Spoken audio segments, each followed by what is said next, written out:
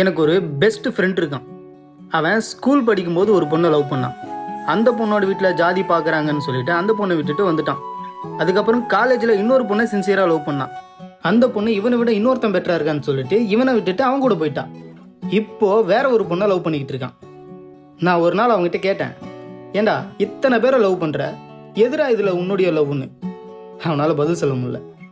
அவனால் மட்டும் இல்லை, இங்கே ஒன்று போனால் இன்னொன்று நினைக்கிற யாராலையுமே பதில் சொல்ல முடியாது. அவங்கள மாதிரி இருக்கு நான் விரும்பலைங்க. லவ்வுங்கிறது ஒருத்தவங்க மேலே மட்டும்தான் வரும். என்னை பொறுத்த வரைக்கும் ஒரு பொண்ணை பார்த்து பிடிச்சிருக்குன்னா அவளை மட்டும்தான் லவ் பண்ணணும்.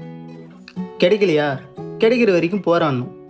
அப்பையும் கிடைக்கலையா, அவளை மட்டுமே நினச்சிட்டு இருந்துடணும். எனக்கு வேறு லைஃப் இல்லைங்க, அதே மாதிரி வேறு லவ்வும் இல்லை. ஒரே லைஃபு, ஒரே லவ், அவ்வளோதாங்க நான்.